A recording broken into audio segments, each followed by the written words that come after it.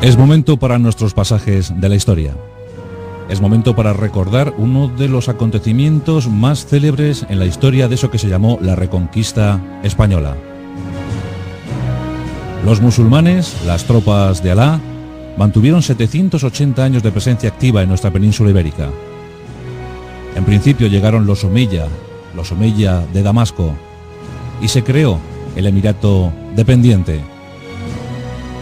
Era el año 711, pero en el 756, la tremenda escabechina producida entre los Omeya por los Abásida de Bagdad provocó que el último superviviente, el gran príncipe, el príncipe de los errantes, el príncipe Abd-ar-Rahmán I, llegara al Andalus.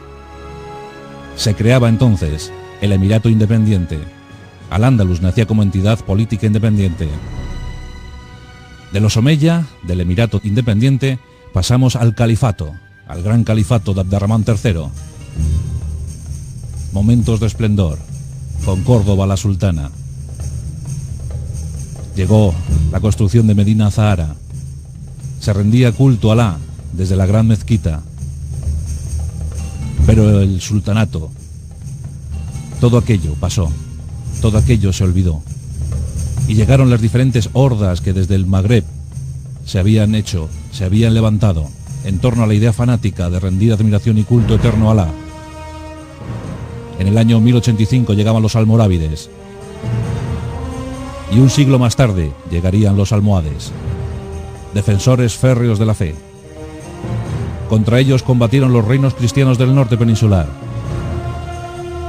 En 1195, las tropas castellanas de Alfonso VIII sufrían una gravísima derrota a manos almohades.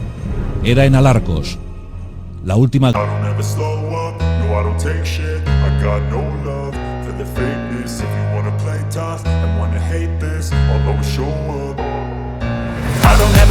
up, no I don't take shit. I got no love for the fakeness. If you wanna play tough and wanna hate this, I'll always show up and make a statement. I don't ever slow up, no I don't take shit. I got no love for the fakeness. If you wanna play tough and wanna hate this, I'll always show up and make a statement. Everything I do so instinctive and so passionate. Every word I move so descriptive like an adjective. I got a vendetta against people who patented being negative when you should be getting after it. I got facts over tracks, this and that. Spitting slow, spitting fast. I could roast, I could gas. Think I'm okay at last, but I don't know if that can erase all the past. Nunca se supo bien qué cifra se logró reunir. Decían los cronistas árabes de la época que más de 600.000 guerreros almohades. Los siglos y la rigurosidad de las investigaciones fueron rebajando ostensiblemente esa cifra. Hablaron de 300.000, hablaron de 200.000. Lo cierto es que aquel contingente de Al-Nasir no superaba los 150.000 efectivos. En todo caso, una noticia gravísima para los reinos del norte peninsular. Estos, mientras tanto, andaban envueltos en una suerte de guerras fratricidas, guerras civiles por el control territorial de la frontera. En ese tiempo había 5 reinos en Hispania. Por un lado, los aragoneses. A principios del siglo XIII, el gran rey Pedro II dominaba los designios de la corona aragonesa. También estaba Castilla, con su rey Alfonso VIII, recordando eternamente el desastre de Alarcos. León permanecía como entidad independiente. Era un momento entre 1157 y 1230, la segunda etapa de la independencia de León, con su rey Alfonso IX. Y también estaba el reino de Navarra, con Sancho VII, un enorme monarca. Y por supuesto el reino de Portugal, independizado desde el año 1140 y reconocido por Castilla en 1143. Era el momento para los 5 reinos. La amenaza almohade contra ellos. Deberían unirse o sucumbir. Nos encontramos en el año 1212. Desde 1206 se habían creado los capítulos necesarios para que los cristianos se unieran en una santa cruzada contra los almohades. El rey Alfonso VIII aglutinaba los intereses cristianos y consiguió convencer al Papa Inocencio III para que proclamara Santa Cruzada contra los almohades. En los púlpitos eclesiales de toda Europa se animaba a los siervos, a los fervorosos siervos, a alistarse a esa cruzada. Se entregarían dones, se prometería el cielo, se prometería el indulto. Todo con tal de parar, con tal de frenar el impulso almohade. Miles de caballeros se alistaron. Llegaban desde Alemania, desde Italia, desde Francia. A su frente, el arzobispo de Narbona. Entraron en la península ibérica en ese año de 1212. Mayo de 1212, en la ciudad de Toledo, la antigua capital visigoda, la capital de las tres culturas, donde vivían en perfecta armonía los mudéjares, los hebreos y los cristianos. Musulmanes, judíos y cristianos convivían perfectamente, y fue la base central elegida por Alfonso VIII para reunir, para aglutinar todas las tropas de aquella santa cruzada. Los hombres fueron llegando, llegaron los cruzados extranjeros. Había un temor en el rey Alfonso VIII, y es el de la fricción que se iba a producir, a buen seguro, entre los extranjeros y los habitantes de Toledo. Los cruzados extranjeros no estaban acostumbrados a eso de la convivencia. Ellos tenían la impronta de las cruzadas vividas en Tierra Santa, y allí no se le daba ni un solo palmo de terreno al enemigo musulmán. En consecuencia, les extrañó que se conviviera perfectamente en Toledo, y sobre todo les extrañó que se dejara vivir en paz a los judíos. Alfonso VIII intentó asentar las tropas cruzadas extranjeras en los alrededores de Toledo para que no entraran en la ciudad, pero fue imposible pararles. Los extranjeros asaltaron la judería toledana, provocaron una gran masacre, rapiñaron, se llevaron el botín. Eso provocó un gran pesar en Alfonso VIII, pero pensando en los futuros combates, sabía que aquellos cruzados serían muy necesarios, sus armas, su veteranía sería muy necesaria para combatir a los almohades. Hizo una especie de vista gorda y pensó en la futura empresa. Finalmente, el 20 de junio de 1212, se dio la orden de partida. El ejército cruzado era inmenso. Se acercaba a los 100.000 hombres. Las fuentes más fidedignas nos hablan de unos 100.000 hombres. La vanguardia del ejército era asumida por don Diego López de Haro, el señor de Vizcaya. Dirigía la hueste cruzada extranjera. Eran los primeros, era la vanguardia, era la tropa de choque contra los almohades. Días más tarde, aquel ejército transitaba la árida estepa manchega. El calor y la falta de intendencia empezó a hacer estragos. Pronto los cruzados se toparon con la fortaleza de Malagón. En ella sus defensores ofrecieron la rendición a cambio de la supervivencia, pero los cruzados extranjeros omitieron cualquier tipo de negociación, negaron cualquier tipo de acuerdo y pasaron a cuchillo a los defensores de la fortaleza de Malagón. El rey Alfonso VIII, cuando llegó 2 días más tarde, contempló la escena horrorizado. Esa no era la manera. Había que negociar de otra manera. La batalla era otra. Los cruzados extranjeros empezaron a disentir, mostraban desacuerdo con lo que hacían los cristianos peninsulares, los cristianos hispanos. Días más tarde llegaron a la fortaleza de Calatrava, aquella que habían perdido los templarios, pero que había sido el germen para la futura orden de Calatrava. Alfonso VIII en esta ocasión sí llegó a tiempo para negociar con los defensores y a cambio de no combatir les permitió salir con vida. Esto encrespó, provocó las iras de los cruzados extranjeros. Ya muy cansados, fatigados por la marcha, por el hambre, decidieron abandonar en masa aquella empresa. Los hispanos se quedaban solos ante el poder almohade. ¿Qué ocurriría a partir de ahora? La sombra del desastre de Alarcos planeaba sobre todo el ejército cruzado. Se calcula que los cruzados extranjeros supusieron más o menos 1/3 del total. Por tanto, el ejército que quedó a disposición de Alfonso VIII pues no superaba los 80.000 efectivos. Entre 60.000 y 80.000 efectivos. Con eso tendrían que combatir toda la horda almohade. Afortunadamente en ese tiempo, el gran amigo de Alfonso VIII, Pedro II de Aragón, llegó con un ejército numeroso, 3.000 caballeros y miles de peones. Los reyes decidieron continuar. Sabían que el peligro de los almohades era tremendo y tangible para los reinos cristianos de la península ibérica. Por tanto, decidieron combatir. Al-Nasir, el gran sultán, el gran califa, el gran líder de los almohades, esperaba pacientemente en las estribaciones de Sierra Morena. Había optado por la defensa, había localizado algunos puntos estratégicos en los pasos de la serranía y allí esperaba pacientemente con su inmensa tropa guerrera. Esperaba que los cruzados se cansaran, que llegaran, que se fatigaran en el trasiego por la sierra. Los cruzados, en esa primera quincena del mes de julio de 1212, llegaron a la Sierra Morena. Tenían un principal obstáculo, y es encontrar el paso propicio para llegar hasta los contingentes almohades. Sierra Morena era una barrera natural, acantilados, zonas escarpadas, y encima los únicos pasos disponibles estaban guarecidos por tropas almohades. Había castillos perfectamente guarecidos por esas tropas. Algunas patrullas de exploración mandadas por los cristianos intentaron otear, intentaron buscar un paso franco. En eso, dice la leyenda, la intervención divina. Unos dicen que un arcángel, otros dicen que el propio San Isidro Labrador. Los más aseguran que un simple pastor. Pero ese humilde pastor encontró a las tropas cristianas y les dijo que él sabía de un paso, que él sabía de un lugar. Los cristianos comprobaron con certeza que ese paso existía, que el pastor no les había engañado. Dieron las indicaciones a los reyes cristianos. Por entonces ya había llegado el gran rey navarro, Sancho VII, con 200 caballeros y otros miles de peones, y entonces se dispusieron a pasar por allí.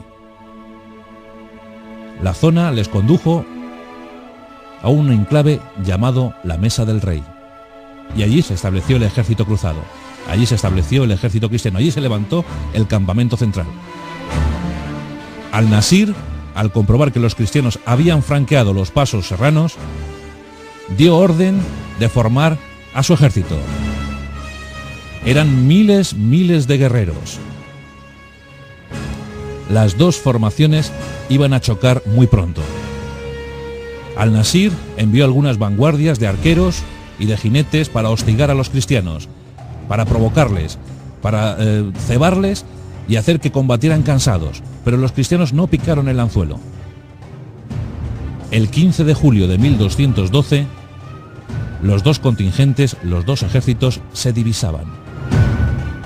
Fue una noche tensa, fue una noche cuajada de nervios. Los dos ejércitos se miraban, las patrullas se tanteaban, se medían las dimensiones de uno y otro ejército. Al-Nasir dispuso a sus hombres.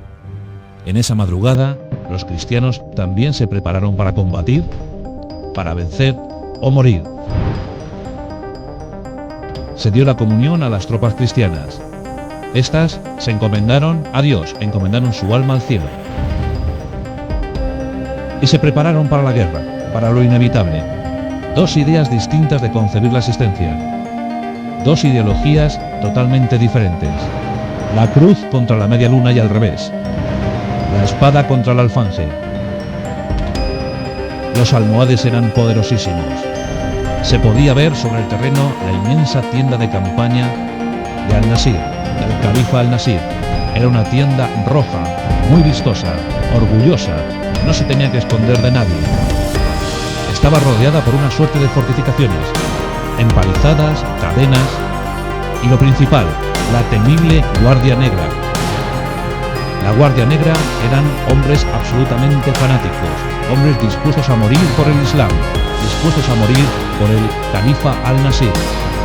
Ataban sus piernas y se incrustaban literalmente en el terreno, haciendo ver que ellos vencerían o morirían, pero que nunca retrocederían. La Guardia Negra. La siguiente fila la constituía la tropa de élite almohade. Eran una tercera fila de ataque. La segunda, el gran grupo de ejército almohade. Eran tropas muy heterogéneas, provenientes de gran parte del imperio almohade, de los diferentes puntos. Muchos del Magreb, otros incluso andalusíes. Esos eran la segunda línea. Y en la primera, la de choque, se situaban pues los más absolutos fanáticos del Islam, los que entendían la guerra como una auténtica cruzada santa contra los infieles cristianos.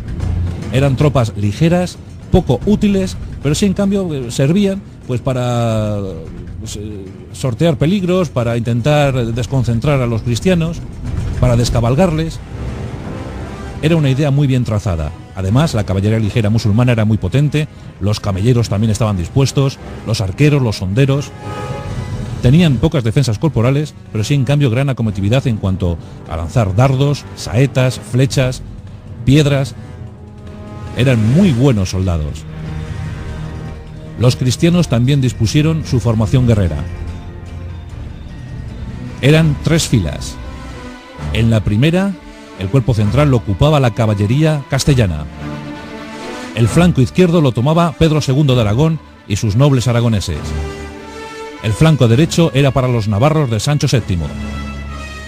En la retaguardia se situaba una fila de milicias castellanas que asistían a un flanco y a otro. También en esa retaguardia una tercera fila estaba formada e integrada por las órdenes militares. El primero en dar la orden de combatir fue Alfonso VIII. Ordenó a su caballería pesada lanzar un despiadado ataque.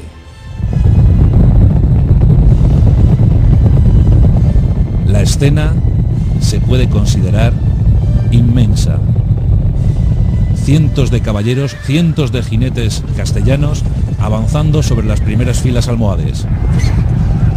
Miles de guerreros a pie intentando descabalgar a los jinetes cristianos. El choque fue brutal, absolutamente brutal.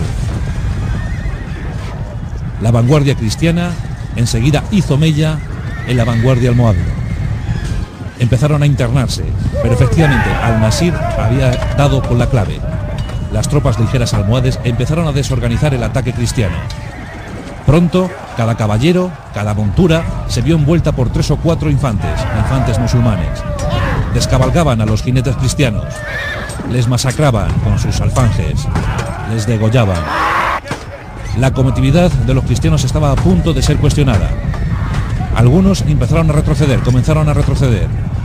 En eso, Al-Nasir ordenó la contraofensiva. La segunda línea almohade se lanzó a un ataque desesperado. Era el ejército propiamente dicho de los almohades. Los arqueros llenaron el cielo con sus flechas. Los honderos impactaban sus piedras contra las armaduras de los cristianos. Durante minutos la batalla estuvo indecisa. Cientos de cadáveres, miles de cadáveres cubrían el campo de batalla. Alfonso VIII empezó a mirar con temor lo que estaba ocurriendo. Sus hombres retrocedían, algo había que hacer, era el momento decisivo, algo había que hacer. Al-Nasir, confiando ya en la victoria, ordenó a su tercera fila, a la tropa de élite almohade, lanzar el último y definitivo ataque.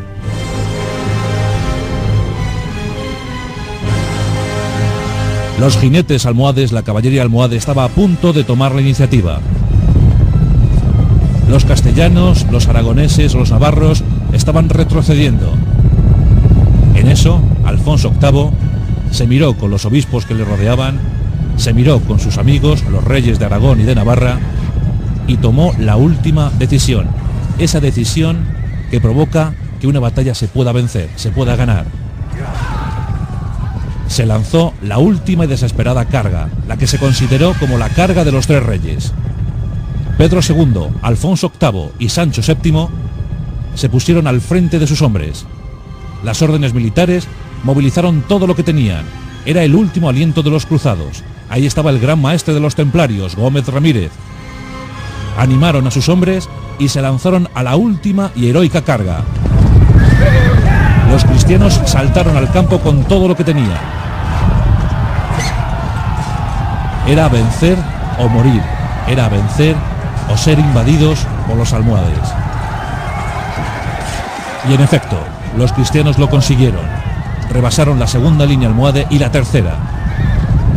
Pronto, una acción heroica de Sancho VII de Navarra provocó que los navarros se plantaran en el campamento base de los almohades. Llegaron a la mismísima tienda real de Al-Nasir. Este, estupefacto, solo tuvo tiempo para huir a uña de caballo, escoltado por un grupo de leales.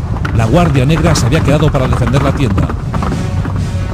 Uno a uno fueron cayendo los de la Guardia Negra. Los hombres de Sancho rompieron las cadenas que circundaban la tienda.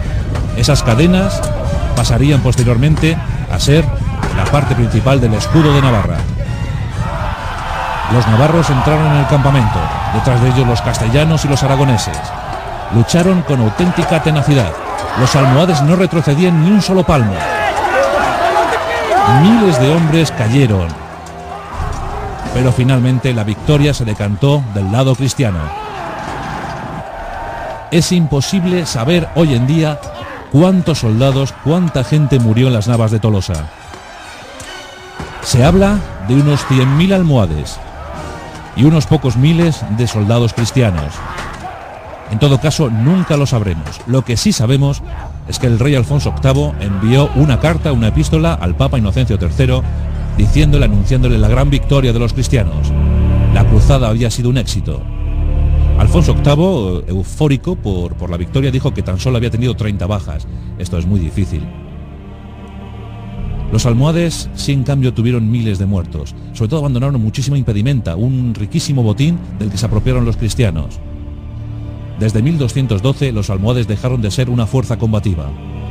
Al-Nasir se retiró a Marrakech, a la gran capital imperial, y allí se dedicó a los placeres, a los excesos, hasta su muerte, pocos meses más tarde. Los cristianos no aprovecharon territorialmente aquella victoria. Sí es cierto que tuvieron, tomaron algunas plazas como Úbeda, como Baeza, pero enseguida la disentería, el cansancio y la peste, sobre todo la peste, provocó muchísimas bajas en las tropas cristianas y tuvieron que abandonar aquel empeño. Pero los almohades habían sido vencidos y nunca más volverían a combatir a los reinos cristianos, nunca más volverían a amenazar a los reinos cristianos. Comenzaba el siglo XIII, el tremendo y cruel siglo XIII. En efecto, a lo largo de ese siglo XIII, los aragoneses tomaron el reino de Mallorca, tomaron el reino de Valencia con su gran rey Jaime I. Alfonso VIII extendió sus conquistas por buena parte de Andalucía y consolidó sobre todo su frontera sur. Alfonso IX, el rey leonés, que en principio iba a participar, al final, pues no, al final optó por no participar, arrebató algunos castillos a Alfonso VIII, pero este estaba tan contento, estaba tan encantado por la victoria, que le cedió gustosos esos castillos. La victoria había sido asombrosa, no tenía por qué disputar ni porfiar por 2 o 3 castillos de la frontera con León. Alfonso IX tuvo tiempo de conquistar Extremadura. Falleció en 1230 Alfonso IX, pero Alfonso VIII no pudo saborear ese gran día. Poco tiempo más tarde, en 1214, fallecía. En 1213, un año más tarde de las Navas de Tolosa, lo había hecho Pedro II. Os acordaréis de los cátaros. Os acordaréis de esa cruzada contra los albigenses, contra la herejía cátara, esa cruzada encabezada por el caballero don Simón de Montfort. Pues defendiendo a sus feudatarios, que no eran otros sino los cátaros, Pedro II fallecía en la batalla de Muret. Con eso, Aragón también perdía su presencia en el sur de Francia. A Sancho VII pues le asistió un poquito más la fortuna, porque pudo sobrevivir 22 años a la batalla de las Navas de Tolosa. Esas cadenas que formaron parte del escudo de Navarra, Sancho VII fallecía a los 80 años, recordando sus viejos éxitos. Las Navas de Tolosa, la batalla decisiva, la batalla crucial. Es la batalla más importante de eso que se llamó la Reconquista española. Por un momento, los cristianos olvidaron sus cuitas, olvidaron sus disensiones y se unieron para combatir al peligro común. Por un momento, porque enseguida se volvieron a enzanzar en múltiples guerras civiles, en múltiples guerras de linaje. Las dinastías no estaban muy consolidadas y tuvieron un siglo XIII realmente inquieto y lleno de incertidumbres. Pero en fin, queda para la historia que en 1212, en un lugar llamado las Navas de Tolosa, en aquella Sierra Morena, los cristianos por fin vencieron.